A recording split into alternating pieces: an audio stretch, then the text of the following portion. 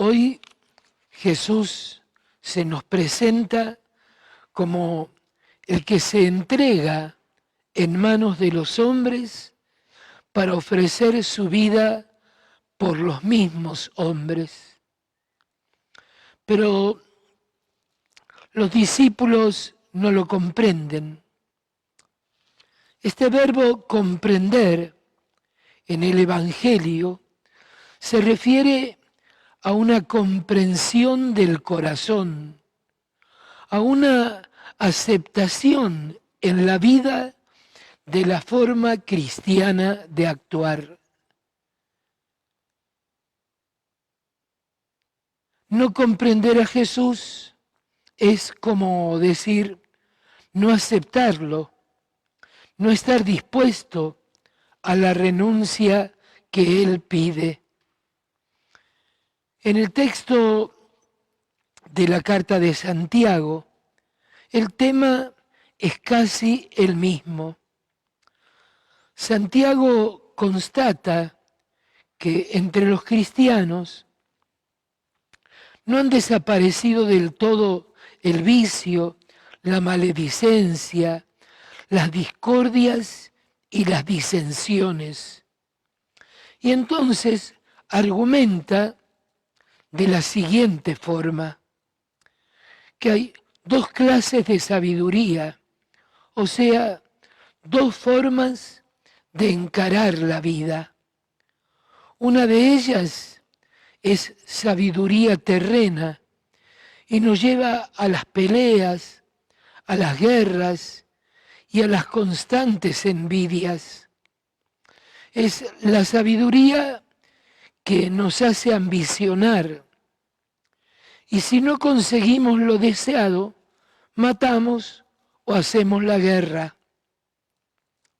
La otra es la sabiduría divina, es pura, benévola, pacífica, conciliadora, dispuesta a hacer el bien, imparcial y sincera. Los que la siguen trabajan por la paz y su fruto es la justicia. Intelectualmente es fácil comprender el texto de Santiago, pero cuando nos encontramos ante un caso concreto y debemos actuar, la comprensión desaparece y sabiendo cuál es la sabiduría divina, nos dejamos llevar por la ambición, por la envidia y las peleas. Es la comprensión del corazón la que está en juego, la que crea en nosotros actitudes y la que efectivamente nos mueve a ciertos actos coherentes con lo que pensamos y sentimos.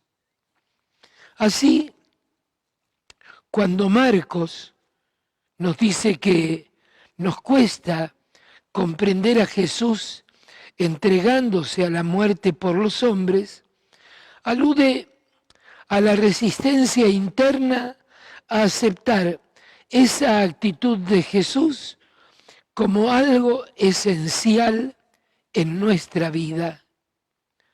Nuestro yo no comprende que haya que morir por los otros o que sea necesario buscar el camino de la humildad y del servicio fraterno. Lo que sigue del Evangelio es prueba de lo dicho hasta ahora. Caminaban de regreso a Cafarnaún y Jesús observó que sus discípulos discutían nerviosamente y cuando les preguntó de qué se trataba, se callaron avergonzados porque discutían sobre quién era el más importante entre ellos. Era evidente que no habían comprendido al Jesús que da su vida por los hermanos. Entonces, el mismo Jesús lo explicó con claridad. El que quiera ser el primero, que se haga el último de todos y el servidor de todos. La expresión de Jesús es una nueva formulación del principio de la cruz. Entregarse a la muerte es servir a todos como si fuéramos el último. Y si Jesús es incomprensible en esta actitud de entrega, también lo es el cristianismo y el cristiano en particular. El Evangelio de hoy es una llamada de atención a todos los que nos cobijamos bajo la sombra del templo cristiano. No estamos inmunes contra las más bajas pasiones, desde la simple envidia hasta la muerte del otro. Y existen muchas formas de apartar de nuestro camino al que nos molesta, al que nos hace sombra, al que no piensa o no es como nosotros. Hacerse servidor de todos es el mandato más duro de todos los dados por el Señor. Es la cruz de la Iglesia y de cada cristiano. Jesús no le pide a la Iglesia que dé algo a los pobres o que simplemente se preocupe por los humildes y necesitados. Esto lo hacen también los que no tienen fe. Le pide que se ofrezca como una esclava al servicio de un amo, que no se reserve nada para sí, que ni siquiera pueda decir con orgullo, hice una buena acción. Ella es la iglesia del servidor de los hombres, la que no hace alarde de su sabiduría o de su prestigio. Es la iglesia que abraza a los pequeños y los recibe en nombre de Jesús, la que siente el gusto y la alegría de no tener más poder que el que otorga el amor sacrificado. Hoy todos tenemos la posibilidad de analizarnos a la luz de la palabra de Dios. La Iglesia, comunidad de Cristo, no solo está presente en los de arriba, también lo está en cada hogar, la iglesia doméstica, en la que también cada uno debe hacerse servidor del otro. La iglesia está presente en el barrio, en la ciudad, y la presencia de los cristianos debe mostrar con signos muy palpables qué significa esto de servir a los hombres.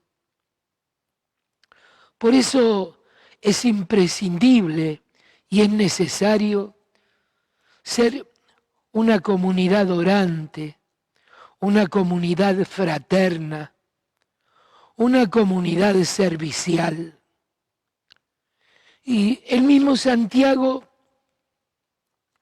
nos pone sobre aviso diciendo que incluso rezando, nos puede envenenar la ambición, porque pedimos mal, con el único fin de satisfacer nuestras pasiones.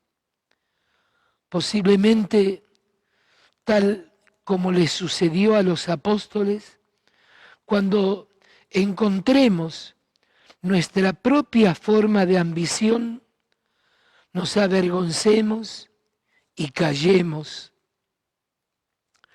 La sabiduría de Dios quiere actuar en nosotros de forma humilde y callada. Busca la paz en silencio. Nos acicatea con este solo interrogante: ¿qué necesita mi hermano? Y reflexionemos y después hagamos oración. La oración del servidor que dice: que se cumpla esta tu palabra y que podamos ser los primeros en servir a nuestros hermanos.